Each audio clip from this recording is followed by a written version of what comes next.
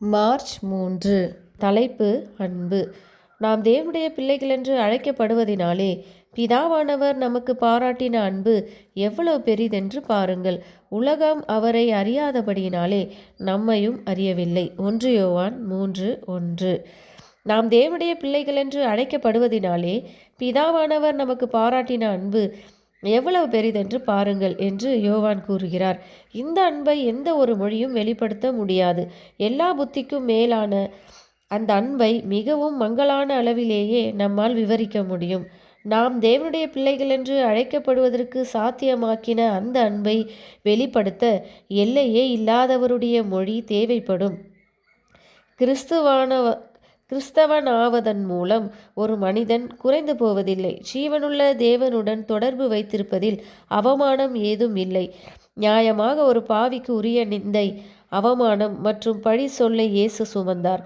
அவர் பரலோகத்தின் மகத்துவமாக இருந்தவர். அவர் மகிமையின் ராஜாவாக இருந்தவர். அவர் பிதாவுக்கு சமமாக இருந்தவர்.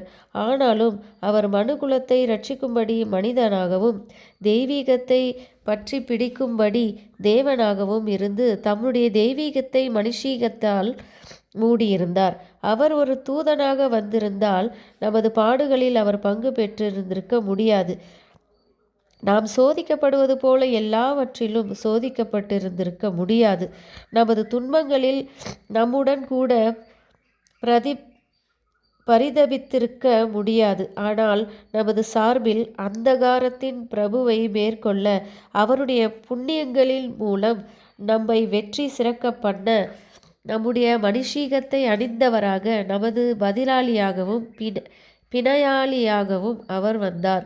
கல்வாரி சிலுவையின் நிழலின் கீழ் அவருடைய அன்பின் ஏவுதலானது நமது இருதயங்களை நிரப்புகிறது.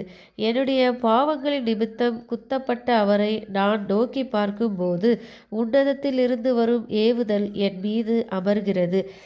இந்த ஏவுதல் பரிசுத்த ஆவியானவர் மூலம் உங்கள் ஒவ்வொருவரும் மீதும் வருவதாக. பரிசுத்த ஆவியை நீங்கள் பெறாதவரை தேவனுடைய அன்பை உங்கள் ஆத்துமாவில் நீங்கள் பெற்றிருக்க முடியாது. ஆனால் கிறிஸ்துவுடனான ஒரு ஜீவனுள்ள இணைப்பின் மூலம் நாம் அன்பிலும் வைராக்கியத்தினாலும் தீவிரமான அக்கறையினாலும் ஏவப்படுகிறோம். நாம் ஜீவனால் நிரப்பப்பட முடியாத, ஆனால் சூரிய ஒளியை பிரதிபலிக்கக்கூடிய பளிங்கு கல்லை போல் அல்ல, மாறாக நீதியின் சூரியனுடைய பிரகாசமான ஒளி கதிர்களுக்கு மறுமொழி கொடுக்க திறனுடையவர்களாம். ஏனெனில் கிறிஸ்து நமது ஆத்துமாக்களை பிரகாசிப்பிக்கையில் அவர் ஒளியையும் ஜீவனையும் அளிக்கிறார். கொடியானது திராட்சை செடியிலிருந்து போஷாக்கை பெறுவதை போன்று நாம் கிறிஸ்துவின் அன்பில் பானம் பண்ணுகிறோம். நாம் கிறிஸ்துவுக்குள் ஒட்டப்பட்டவர்களானால் நாம் ஜீவனுள்ள திராட்சை செடியின் ஒவ்வொரு நாருடன்